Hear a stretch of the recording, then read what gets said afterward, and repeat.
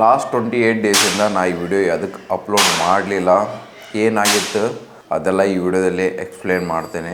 So ನೀವೇನಾದ್ರೂ body building competition ಮಾಡ್ಬೇಕಂತ ಇದ್ದೀರಾ, ಇಲ್ಲ ಪ್ರಿಪ್ರೇಷನ್ದಲ್ಲಿ ಇದ್ದೀರಾ ಅಂತ ಇದ್ರೆ ಈ ವಿಡಿಯೋ ಪ್ಲೀಸ್ ನೀವೇನಾದ್ರೂ ಕಾರ್ಡಿಯೋ ಮಾಡೋ ಮುಂಚೆ, ಇಲ್ಲ ನೀವು ಫ್ರೀ ಇದ್ದಾಗ, ಇಲ್ಲ ನಿಮ್ಮ ಡೈಲಿ ಸ್ಟೆಪ್ನ ಕಂಪ್ಲೀಟ್ ಮಾಡೋ ಮುಂಚೆ ಈ ವಿಡಿಯೋ ನೋಡಿರಿ. ಎಲ್ಲರಿಗೂ ಹ್ಯಾಪಿ ದೀಪಾವಳಿ. ಇವಾಗ ಲಾಸ್ಟ್ 4 ಡೇಸಿಂದ ಓಕೆ, ಒಂದು 50-50 ಓಕೆ ಆಗಿದ್ದೀನಿ. ಏನಾಯಿತು, ಯಾವ ಥರ ಸಿಚುವೇಷನಲ್ಲಿ ಇದ್ದೆ ಅಂತ ಅಂದ್ರೆ ಕಾಂಪಿಟೇಷನ್ ಮಾಡೋದು ಬೇಡ, ಗೋ ಕಾಂಪಿಟೇಷನ್ ಆ ಲೆವೆಲಿಗೆ ನಂದು ಮೈಂಡ್ ಸೆಟ್ ಹೋಗ್ಬಿಟ್ಟಿತ್ತು. ಸೊ ಎಲ್ಲ ಚೆನ್ನಾಗೇ ನಡೀತಾ ಇತ್ತು. ಒಂದು 62 ಡೇಸ್ ಔಟ್ ಇತ್ತು ನಂದು ಗೋವಾ ಕಾಂಪಿಟೇಷನ್ಗೆ. ಅವತ್ತು ನಾ ಏನು ಪ್ಲ್ಯಾನ್ ಮಾಡಿದೆ ಅಂತ ಅಂದ್ರೆ ಬಾಡಿ ನಂದು ಚೆನ್ನಾಗಿ ರೆಸ್ಪಾನ್ಸ್ ಕೊಡ್ತಾ ಇದೆ. ಒಂದು ಮಿಸ್ಟೇಕ್ ಮಾಡ್ತಾಯಿದ್ದೆ. ಏನಂತ ಅಂದ್ರೆ ನಂದು ಸ್ಲೀಪ್ ಲೆವೆಲು ತುಂಬ ಕಡಿಮೆ ಇತ್ತು. 4.5 hours, 5 hours, 5.5 hours, 6 hours ಅಂತೂ ಯಾವಾಗನ ಒಂದು ಸಲ ಸಾಟರ್ಡೆ ಇಲ್ಲ ಸಂಡೇ ಇರ್ತಿದ್ದೆ. ಸೊ ಅದ್ರ ಸಲ ನಾ ಏನು ಥಿಂಕ್ ಮಾಡಿದೆ ಅಂತ ಅಂದ್ರೆ ಸ್ವಲ್ಪ ವೀಡಿಯೋಸ್ ಮಾಡೋದು ಕಡಿಮೆ ಮಾಡುವ, ಅಲ್ಲಿ ನಂಗೆ ಟೈಮ್ ಸಿಗುತ್ತೆ ರೆಸ್ಟ್ ಮಾಡಲಿಕ್ಕೆ ಅಂತೇಳಿ. ಇವಾಗ ಯಾವ ಥರ ಅಂತಂದರೆ ವೀಡಿಯೋ ಮಾಡ್ಬೇಕಂತಂದ್ರೆ ಒಂದು ಕ್ಯಾಮ್ರಾ ತೆಗೆದ್ರೆ ಒಂದು 30 minutes ಬೇಕೇ ಬೇಕು ಒಂದು ಕ್ಲಿಪ್ ತೆಗಿಲಿಕ್ಕೆ, ಮತ್ತು ಎಡಿಟಿಂಗ್ ಮಾಡಲಿಕ್ಕೆ, ಮತ್ತು ಸ್ಕ್ರಿಪ್ಟ್ ಬರಲಿಕ್ಕೆ ಅಂತಂದ್ರೆ ತುಂಬ ಟೈಮ್ ಹಿಡಿತಿತ್ತು. ಮತ್ತು ಅದ್ರ ಸಲುವಾಗಿ ನಾನು ಲೇಟಾಗಿ ಮಲಗ್ತಿದ್ದೆ. ಮತ್ತು ನಂದು 9 hours ಡ್ಯೂಟಿ ಇದೆಲ್ಲ ಸೇರ್ಕೊಂಡು ನನಗೆ ಒಂದು ಕಡೆಯಿಂದ ಸ್ಟ್ರೆಸ್ ಥರ ಫೀಲ್ ಆಗ್ತಿತ್ತು. ಮತ್ತು ಸ್ವಲ್ಪ ಮನೆಯಿಂದನೂ ಫೈನಾನ್ಷಿಯಲಿ ಪ್ರಾಬ್ಲಮ್ಮು ಸ್ವಲ್ಪ ನನ್ನ ಮೇಲೆ ಹೊಡ್ತಾ ಬಿಡ್ತಾ ಇತ್ತು. ಯಾಕಂತ ಅಂದ್ರೆ ಒಂದ್ರ ಮೇಲೆ ಒಂದು ಕಾಂಪಿಟೇಷನ್ ಮಾಡ್ತಾ ಹೋಗ್ತಿದ್ದೇನೆ. ಕಾಂಪಿಟೇಷನ್ ಮಾಡೋಕ್ಕಿಂತ ಮೊದಲು ನಾನು ನನಗೆ ಎಷ್ಟು ಸ್ಯಾಲ್ರಿ ಬರ್ತಿತ್ತು ಅದ್ರ ನನ್ನ ಖರ್ಚಿಗೆ ಎಷ್ಟು ಬೇಕು ಅಷ್ಟು ಒಂದು ನಮ್ಮ ಮನೆಗೆ ಹಾಕ್ತಿದ್ದೆ. ಅವರಿಗೂ ಸ್ವಲ್ಪ ಹೆಲ್ಪ್ ಆಗ್ತಿತ್ತು. ಕಾಂಪಿಟೇಷನ್ ಮಾಡ್ಲಿಕ್ಕೆ ಸ್ಟಾರ್ಟ್ ಮಾಡಾದ್ಮೇಲೆ ಇವಾಗ ಸ್ವಲ್ಪ ನನಗೆ ಅಮೌಂಟ್ ಜಾಸ್ತಿ ಬೇಕಾಯ್ತು. ಮತ್ತು ಏನಾದಂತ ಅಂದ್ರೆ ನನಗೆ ಕೆಲಸ ಮಾಡೋಕೆ ಅಷ್ಟೊಂದು ಫೋಕಸ್ ಮಾಡ್ಲಿಕ್ಕೆ ಆಗ್ತಿಲ್ಲಾಗಿತ್ತು. ಕ್ಲೈಂಟ್ ಮೇಲೆ ಫೋಕಸ್ ಮಾಡಲಿಕ್ಕೆ, ಡೈಲಿ ನಂಗೆ ಜಿಮ್ಮಿಗೆ ಹೋಗ್ಲಿಕ್ಕೆ ಆಗ್ತಿಲ್ಲಾಗಿತ್ತು. ಒಂದೊಂದು ಟೈಮ್ ಹೋಗ್ತಿಲ್ಲ ಜಿಮ್ಮಿಗೆ, ಮಲ್ಕೊಂಡ್ಬಿಡ್ತಿದ್ದೆ. ಸೊ ಬಾಡಿ ಸುಸ್ತಾಗೊಂತಲ್ಲ, ಅವ್ರು ಮೆಂಟಲಿ ಒಂಥರ ಸ್ಟ್ರೆಸ್ ಥರ ಬೀಳ್ತಿತ್ತು. ಈ ಥರ ಮಾಡಿ ನನಗೆ ಮಂತ್ಲಿ ಸ್ಯಾಲ್ರಿನೂ ಸ್ವಲ್ಪ ಕಡಿಮೆ ಬರ್ತಿತ್ತು. ರೆಂಟಿಗೆ, EMIಗೆ, ಮತ್ತು ನನ್ನ ಡಯಟಿಗೆ, ಮತ್ತು ನನಗೇನಾದ್ರು ಬೇಕಂದ್ರೆ ಅದು ತೊಗೊಲಿಕ್ಕೆ ಅಲ್ಲಿಗೆ ಸಮ ಆಗ್ತಿತ್ತು ದುಡ್ಡೆಲ್ಲ. ಮನೆಗೂ ಕಳಿಸ್ಲಿಕ್ಕೆ ಆಗ್ತಿಲ್ಲಾಗಿತ್ತು. ಕಡೆನೂ ಯೋಚನೆ ಮಾಡ್ತಿದ್ದೆ ನಾನು, ಇದೇ ಥರ ಮಾಡ್ತಾಯಿದ್ರೆ ಮನೆ ಕಡೆ ಹೆಂಗೆ ಮಾಡ್ತಾರ ಅವ್ರ ಕಡೆನೂ ಸ್ವಲ್ಪ ನನಗೆ ಯೋಚನೆ ಮಾಡ್ತಿದ್ದೆ. ಅವ್ರದ್ದು ನಾ ಯೋಚನೆ ಮಾಡ್ತಿದ್ದೆ. ನಾ ಏನು ಥಿಂಕ್ ಮಾಡಿದ್ದೇನಂತ ಅಂದ್ರೆ, ಸೊ ಇವಾಗ ನಾ ಮನಿ ಪ್ರಾಬ್ಲಮ್ನ ನೋಡ್ಕೊತ ಹೋದ್ರೆ ನನಗೇನು ಮಾಡ್ಬೇಕು ಅದು ಮಾಡೋಕ್ಕಾಗಲ್ಲ. ಸೊ ಇವಾಗ ಮನಿ ಪ್ರಾಬ್ಲಮ್ನ ಕ್ಲಿಯರ್ ಮಾಡೋಕೆ ಹೋದ್ರೆ ಆಮೇಲೆ ವಾಪಸ್ ಬಂದು ಮತ್ತೆ ಬಾಡಿ ಬಿಲ್ಡಿಂಗ್ ಮಾಡ್ತೇನೆ ಅಂದ್ರೆ ಆಗೋ ಮಾತಲ್ಲ. ಮನಿ ಪ್ರಾಬ್ಲಮ್ ಇದ್ದಿದ್ದು ಇವಾಗ ನಾ ಏನಾದರೂ ಕಾಂಪಿಟೇಷನಲ್ಲಿ ಚೆನ್ನಾಗಿ ಪ್ಲೇಸ್ಮೆಂಟ್ ಮಾಡಿದೆ ಅಂತ ಅಂದ್ರೆ ಸೊ ಅಲ್ಲಿಂದ ನನಗೇನೋ ಬೆನಿಫಿಟ್ ಸಿಗುತ್ತೆ. ಅದರಿಂದ ನನಗೆ ಮತ್ತೆ ನಾನು ಮನೆ ಕಡೆ ಹೆಲ್ಪ್ ಮಾಡ್ಬೋದು ಅವರಿಗೆ. ಇದು ನಂದು ಪ್ಲ್ಯಾನಿಂಗ್. ನಾನು ಮಾಡಿದೆ ಅಂದರೆ ಅದ್ರ ಸಲುವಾಗಿ ಈ ಗೋವಾ ಕಾಂಪಿಟೇಷನ್ನು ಫುಲ್ ಫೋಕಸ್ ಮಾಡೋವು. ಸೊ ಏನೇ ಆಗಲಿ ಈ ಗೋವಾ ಕಾಂಪಿಟೇಷನಿಗೆ ಬೆಸ್ಟ್ ನನ್ನ ಬಾಡಿ ಕಂಡೀಷನ್ನ ರಿಪ್ರೆಸೆಂಟ್ ಮಾಡ್ಬೇಕಂತೇಳಿ ಒಂದೇ ಇತ್ತಲ್ಲಿ. ಅದ್ರ ಸಲುವಾಗಿ ನಾ ಹೇಳ್ದಂಗೆ ವಿಡಿಯೋ ಮಾಡಲಿಕ್ಕೆ ಸ್ವಲ್ಪ ಸ್ಟಾಪ್ ಮಾಡಿದೆ. ಜಾಸ್ತಿ ರೆಸ್ಟ್ನ ಮಾಡ್ಬೋದು. ರಿಕವರಿ ಚೆನ್ನಾಗಾತಂದ್ರೆ ಮತ್ತು ನನ್ನ ಬಾಡಿ ರೆಸ್ಪಾನ್ಸ್ ಚೆನ್ನಾಗಿ ಕೊಡ್ಬೋದು ಅಂತೇಳಿ. ಯಾಕಂದ್ರೆ ನಾನು ರೆಸ್ಟ್ ಕೊಡಲಿಲ್ಲಂಗೆ ನನ್ನ ಬಾಡಿ ಇಷ್ಟು ರೆಸ್ಪಾನ್ಸ್ ಕೊಡ್ತಿದ್ದೆ ಅಂತಂದ್ರೆ ಡಯಟು ಕರೆಕ್ಟ್ ಮಾಡ್ತಿದ್ದೀನಿ, ವರ್ಕೌಟು ಕರೆಕ್ಟ್ ಮಾಡ್ತಿದ್ದೀನಿ, ಸ್ಲೀಪ್ ಲೆವೆಲ್ ಚೆನ್ನಾಗಿಲ್ಲ ಅಂತ ಅಂದ್ರೆ ಸ್ವಲ್ಪ ಇಂಪ್ಯಾಕ್ಟ್ ಆಗುತ್ತಲ್ಲ. ಅದ್ರ ಸಲುವಾಗಿ ನಾನು ಚೆನ್ನಾಗಿ ಇನ್ನೂ ರೆಸ್ಟ್ ಮಾಡಿದರೆ ಬೆಟರ್ ರಿಸಲ್ಟ್ ಸಿಗುತ್ತಾ ಅಂತೇಳಿ ಸ್ಟಾರ್ಟ್ ಮಾಡಿದೆ. ಆಮೇಲೆ ಏನು ಒಂದು ಮಿಸ್ಟೇಕ್ ಮಾಡಿದೆ ಅಂತ ಅಂದ್ರೆ ಕ್ರೇವಿಂಗ್ಸು ಈ ಟೈಮಲ್ಲಿ ತುಂಬ ಜಾಸ್ತಿ ಇರುತ್ತೆ. ಸೊ ಕ್ರೇವಿಂಗ್ಸ್ನ ಕಂಟ್ರೋಲ್ ಮಾಡೋಕ್ಕೆ ಕೋಕ್ ಕುಡಿತಿದ್ದೆ ನಾನು. ಆವಾಗ ಡೈಲಿ 2, ಒಂದೊಂದು ಟೈಮ್ 3 ಕುಡಿತಿದ್ದೆ. 90 ಡೇಸ್ ಸ್ಟಾರ್ಟ್ ಮಾಡಿದಾಗಿಂದ 90 ಡೇಸ್ ಇದ್ದು ನಾವು ಗೋ ಕಾಂಪಿಟೇಷನಿಗೆ ಪ್ರೆಪ್ಪಿಗೆ ಮತ್ತೆ ಸ್ಟಾರ್ಟ್ ಮಾಡೋ ಮುಂಚೆ ಅವತ್ತಿಂದ ಒಂದು 30 ದಿನ ತುಂಬ ಚೆನ್ನಾಗಿ ಹೋಯ್ತು. ಎಲ್ಲಿ ಮಿಸ್ಟೇಕ್ ಆಯ್ತು ಅಂತ ಅಂದ್ರೆ ಆಯುಧ ಪೂಜೆ ಬಂತಲ್ಲ ನಮ್ಮ ದಸರಾ, ಆವಾಗ ನಾನು ಜಿಮ್ಮಿಗೆ ಬರಲ್ಲ ಅಂದಿದ್ದೆ. ನಾನು ಪೂಜೆಗೆ ಹೋದ ಅಂತ ಇದ್ದೆ. ಮತ್ತು ಅಲ್ಲಿ ಬಾ ಅಂತ ಅಂದ್ರೆ ಸೊ ಹೋದೆ. ಅಲ್ಲಿ ಏನಾದಂದ್ರೆ ಸ್ವೀಟ್ ಕೊಟ್ಟಿದ್ರು. ಫಸ್ಟ್ ನನಗೆ ಸ್ವೀಟ್ ಅಂದ್ರೆ ತುಂಬ ಇಷ್ಟ. ಅದರಲ್ಲಿ ಸ್ವೀಟ್ ತಿನ್ನಲಿಲ್ಲಂಗೂ ತುಂಬ ದಿನ ಆಗಿತ್ತು. ಅವತ್ತು ಒಂದಿನ ತಿನ್ನೋಣ ಏನಾಗಲ್ಲ ಅಂತೇಳಿ ಒಂದು ಪೀಸ್ ತಿಂದೆ. ನಾನು ಹೆಂಗಿದ್ದೇನಂತ ಅಂದ್ರೆ ಸ್ವಲ್ಪ ಏನಾದರೂ ತಿಂದೆ ಅಂತಂದ್ರೆ ಮನಸ್ಫೂರ್ತಿ ತಿನ್ಬೇಕು ಆ ಥರ ಮನುಷ್ಯ ನಾನು. ಅವತ್ತು ನಾನು ಸ್ವೀಟ್ನ ಸ್ವಲ್ಪ ಜಾಸ್ತಿ ಕ್ವಾಂಟಿಟಿಯಲ್ಲಿ ತಿಂದುಬಿಟ್ಟೆ. ಸ್ವಲ್ಪ ಕ್ರೇವಿಂಗ್ಸ್ ಕಡಿಮೆ ಆಗ್ಬೋದು, ಸ್ವಲ್ಪ ಸ್ಟ್ರೆಸ್ ಕಡಿಮೆ ಆಗುತ್ತಾ ಅಂತೇಳಿ.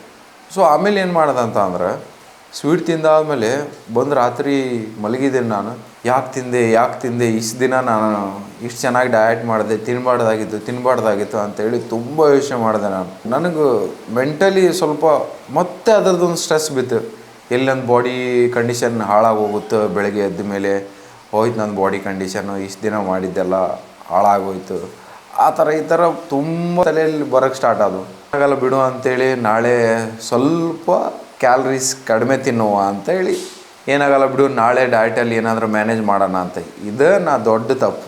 ಅದೇನಂತ ಅಂದ್ರೆ ಇವತ್ತು ನಾನು ಸ್ವೀಟ್ ಜಾಸ್ತಿ ಸ್ವಲ್ಪ ಕ್ಯಾಲರೀಸ್ ಜಾಸ್ತಿ ಇಂಟೇಕ್ ಆಗಿದೆ ಅಂತೇಳಿ ನೆಕ್ಸ್ಟ್ ಡೇ ಬಂದು ನನ್ನ ಡಯಟಲ್ಲಿರೋ ಕಾರ್ಬ್ಸ್ನೆಲ್ಲ ಕಟ್ ಮಾಡಿಬಿಟ್ಟೆ ನಾನು. ನನಗೆ ಇನ್ನೂ ಮೆಂಟಲಿ ಸ್ಟ್ರೆಸ್ ಜಾಸ್ತಿ ಆದವಾಗ ತುಂಬ ಯೋಚನೆ ಮಾಡ್ಲಿಕ್ಕೆ ಸ್ಟಾರ್ಟ್ ಮಾಡಿದೆ. ತುಂಬ ಹೊಟ್ಟೆ ಹಸಿತಿತ್ತು, ಏನು ಮಾಡ್ಬೇಕು ಅಂತ ತುಂಬ ಕಂಟ್ರೋಲ್ ಮಾಡಿದೆ.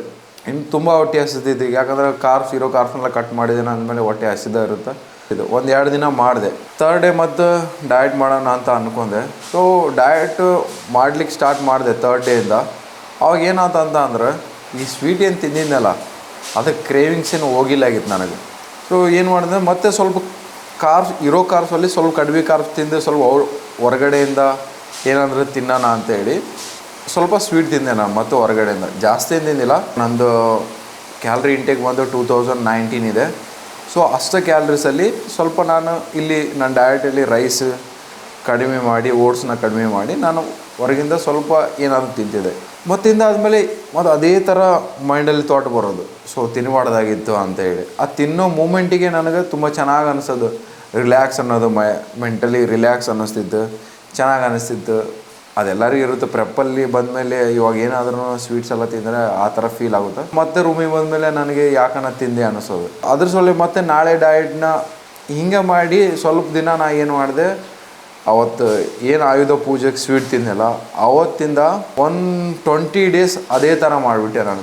ಮಿಡ್ಲಲ್ಲಿ 1-2 ದಿನ ಚೆನ್ನಾಗಿ ಡಯಟ್ ಮಾಡಿದ್ರೆ ಥರ್ಡ್ ದಿನ ಬಂದು ಹೊರಗಡೆಯಿಂದ ಬಿಸ್ಕೆಟ್ ತಿನ್ನೋದು. ಆ ಬಿಸ್ಕೆಟಲ್ಲಿ ಎಷ್ಟು ಕ್ಯಾಲ್ರೀಸ್ನ ತಿಂದೆ ಅಂತ ನೋಡ್ಕೊಳೋದು, ಅಷ್ಟು ಕ್ಯಾಲ್ರೀಸ್ ನಾನು ಡಯಟಲ್ಲಿ ಕಟ್ ಮಾಡೋದು. ಈ ಥರ ಮಾಡ್ತಾ ನನಗೆ ಮೆಂಟಲಿ ತುಂಬ ಸ್ಟ್ರೆಸ್ ಆಗ್ಲಿಕ್ಕೆ ಸ್ಟಾರ್ಟ್ ಆದ. ನಂಗೆ ಸ್ಟ್ರೆಸ್ ಅಂದರೆ ಏನಂತ ಗೊತ್ತಿಲ್ಲಾಗಿತ್ತು. ಈ ಇವಾಗಿನವರೆಗೂ ಸ್ಟ್ರೆಸ್ ಅಂದರೆ ಏನಂತ ಗೊತ್ತಿಲ್ಲಾಗಿತ್ತು. ನಂಗೆ ಏನು ಮಾಡಲಿಕ್ಕೆ ಮನಸ್ಸು ಬರಲಿಲ್ಲ ನನಗೆ. ಆಮೇಲೆ ಹೆಂಗೆ ಅನ್ನಿಸ್ತಿತ್ತು ಅಂದ್ರೆ ನಾವು ಏನಾದರೂ ತಿನ್ಬೋದು ಮಲಗ್ಬೇಕು, ಇದೇ ಥರ ಮಾಡಿದೆ ನಾನು. ಡ್ಯೂಟಿಗೆ ಹೋಗ್ತಿಲ್ಲಾಗಿತ್ತು. ಬೆಳಗ್ಗೆ ಮೆಸೇಜ್ ಹಾಕ್ಬಿಡ್ತಿದ್ದೆ ಗ್ರೂಪಲ್ಲಿ, I am not feeling well, ತಲೆ ನೋವ್ತಾ ಇದೆ, ಈವ್ನಿಂಗ್ ಬರ್ತಿದ್ದೇನೆ ಡ್ಯೂಟಿಗೆ. ಅದೇ ಥರ ರೀಸನ್ ಕೊಡ್ತಾ ಡ್ಯೂಟಿಗೆ ಹೋಗೋಕ್ಕಾಗಲಿಲ್ಲ.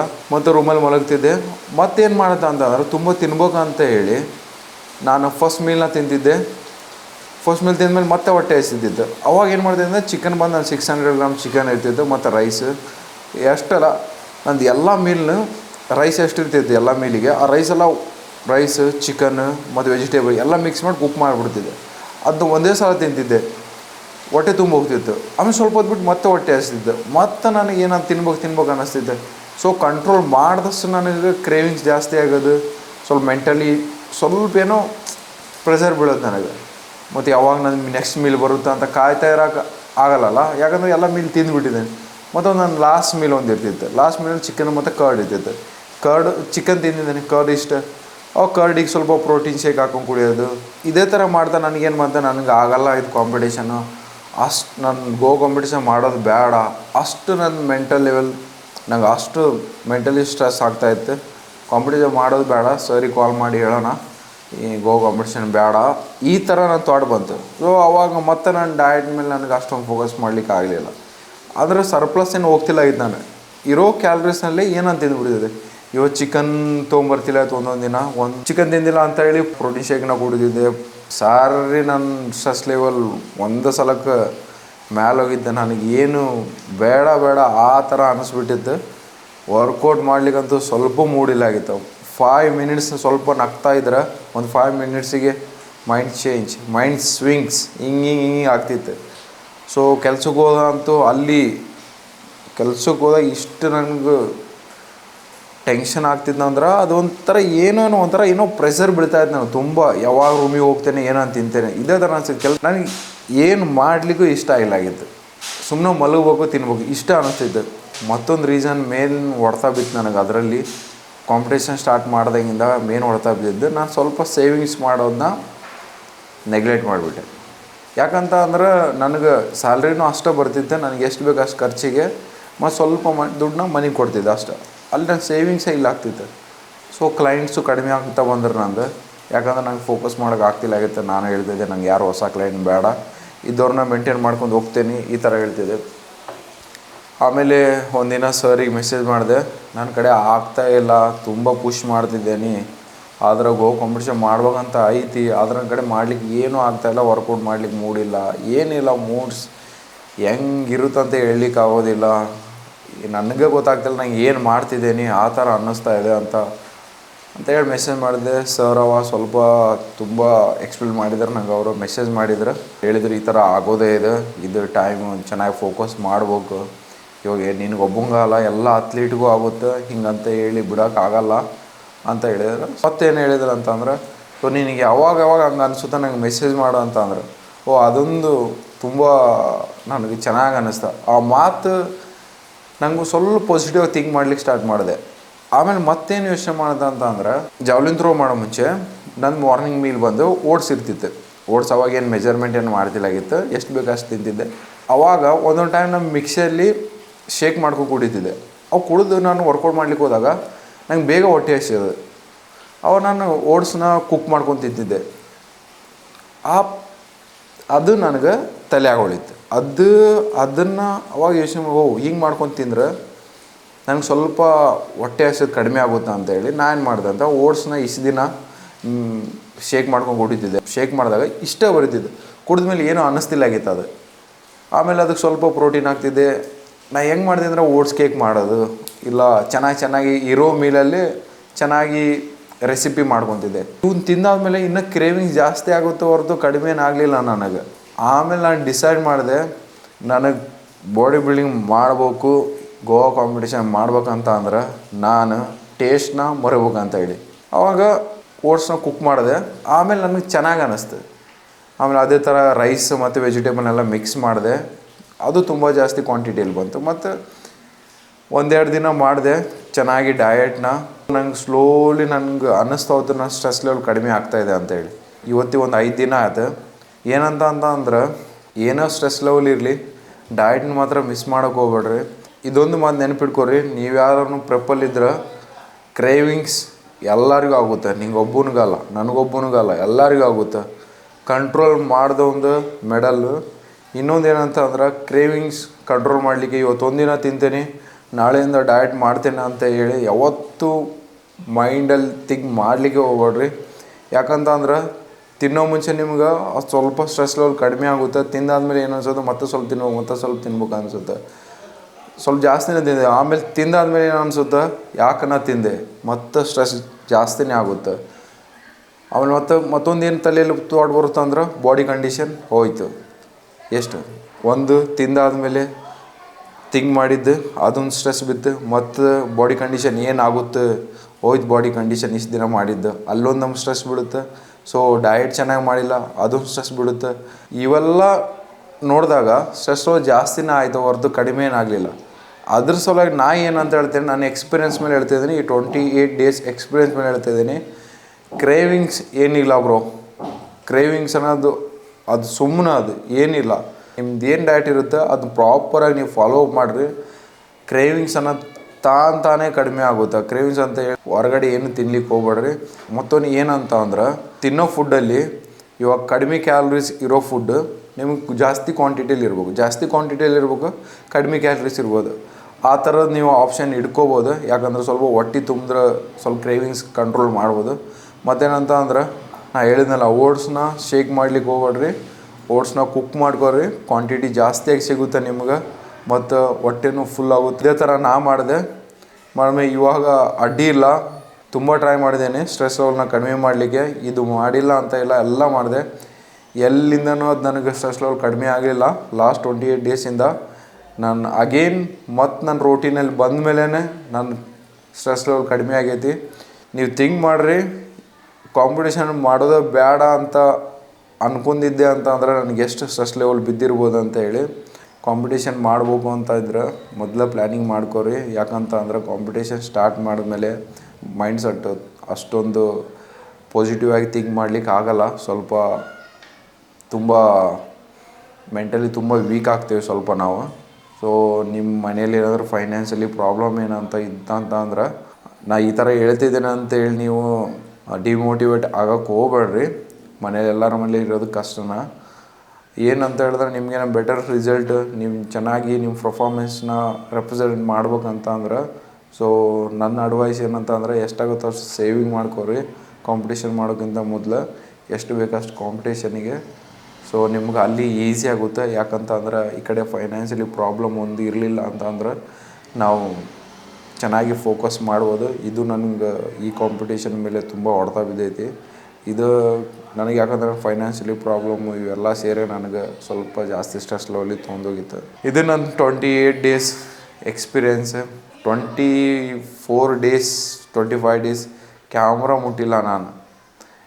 ಒಂದಿನೂ ಕ್ಯಾಮ್ರಾ ಹಿಡಿಲಿಲ್ಲಂಗೆ ಇರ್ತಿಲ್ಲಾಗಿತ್ತು. ನಾನು ಪ್ರತಿದಿನವೂ ಕ್ಯಾಮ್ರಾದಲ್ಲಿ ವಿಡಿಯೋ ಶೂಟ್ ಮಾಡ್ತಿದ್ದೆ. ಆ ಥರ ಇದ್ದವನು ಒಂದಿನವೂ ಕ್ಯಾಮ್ರಾ ತೆಗೆದಿಲ್ಲ ಅಂತ ಅಂದ್ರೆ ಪದೇ ಪದೇ ಹೇಳ್ತಿದ್ದೇನೆ ಅಂತ ಯೋಚನೆ ಮಾಡಿರಿ. ಸೊ ಓಕೆ, ಇದು ಇಷ್ಟು ಬೇಗ ಎಕ್ಸ್ಪೀರಿಯೆನ್ಸ್ ಆಗಿದ್ದಕ್ಕೂ ತುಂಬ ಹೆಲ್ಪ್ಫುಲ್ ಆಯ್ತು. ಯಾಕಂತ ಅಂದ್ರೆ ಮುಂದಿನ ದಿನದಲ್ಲಿ ಈ ಥರ ಆಗಲಿಲ್ಲಂಗೆ ನೋಡ್ಕೋಬೋದು. ಮೇನ್ ಏನೋ ಆಗಲಿ ನಿಮ್ಮ ಡಯಟ್ನ ಮಿಸ್ ಮಾಡ್ಲಿಕ್ಕೆ ಹೋಗ್ಬೇಡ್ರಿ. ನಿಮ್ಮ ರೋಟೀನ್ನ ಫಾಲೋ ಮಾಡಿರಿ. ಸ್ವಲ್ಪ ದಿನದವರು ಹಂಗಿರುತ್ತೆ. ರೋಟೀನ್ನ ಯಾವತ್ತೂ ಬ್ರೇಕ್ ಮಾಡ್ಲಿಕ್ಕೆ ಹೋಗ್ಬೇಡ್ರಿ. ಸ್ವಲ್ಪ ಸ್ಟ್ರೆಸ್ ಲೆವೆಲ್ ಬೀಳುತ್ತೆ. ಸೊ ಪಾಸಿಟಿವ್ ಆಗಿ ಥಿಂಕ್ ಮಾಡಿರಿ. ಥಿಂಕ್ ಮಾಡ್ಲಿಕ್ಕೆ ಆಗಲ್ಲ, ಆದ್ರೂ ಸ್ವಲ್ಪ ಪುಷ್ ಮಾಡ್ಬೇಕಾಗುತ್ತೆ. ಡೈಲಿ ವೀಡಿಯೋಸ್ ಮಾಡ್ತೇನೆ ಇಲ್ಲ ಗೊತ್ತಿಲ್ಲ. ಒಂದು ಕಾಂಪಿಟೇಷನ್ ಬಂದು ಬೆಂಗಳೂರಲ್ಲಿ ಐತಿ, ಇನ್ನೊಂದು ಕಾಂಪಿಟೇಷನ್ ಗೋವಾದಲ್ಲಿ ಐತಿ. ಸೊ ಇವೆರಡು ಕಾಂಪಿಟೇಷನ್ಗೂ ನಂದು ಎಷ್ಟಾಗುತ್ತೋ ಅಷ್ಟು ಬೆಸ್ಟ್ ನನ್ನ ಬಾಡಿ ಕಂಡೀಷನ್ನ ಪ್ರೆಸೆಂಟೇಷನ್ ಮಾಡ್ಬೇಕಂತ ಅಂದ್ಕೊಂಡಿದ್ದೀನಿ. ಮಾಡ್ಬೇಕು. ಅದ್ರ ತಕ್ಕಂಥ ನಾ ಏನೋ ಮಾಡೋದಿದ್ರೂ ಅದ್ರ ಮೇಲೆ ಡಿಸೈಡ್ ಮಾಡ್ತೇನೆ. ಮತ್ತು ಮುಂದಿನ ದಿನಗಳಲ್ಲಿ ಅಪ್ಡೇಟ್ ಮಾಡ್ತೇನೆ ಏನು ಪ್ರೆಸೆಂಟ್ ಕಂಡೀಷನ್ ಅಂತ ಹೇಳಿ. ನಿಮ್ಗೇನಾದರೂ ಈ ವಿಡಿಯೋ ಚೆನ್ನಾಗಿ ಅನ್ನಿಸ್ತಂತ ಅಂದ್ರೆ ಡಯಟ್ ಅಂತ ಕಮೆಂಟ್ ಮಾಡಿರಿ. ಇನ್ನೂ ಚೆನ್ನಾಗಿ ಅನ್ನಿಸ್ತಂದ್ರೆ ಒಬ್ಬರಿಗೆ ಶೇರ್ ಮಾಡಿರಿ. ಮತ್ತು ನಾನು ನಿಮ್ಗೆ ಮುಂದಿನ ವಿಡಿಯೋದಲ್ಲಿ ಸಿಗ್ತೇನೆ.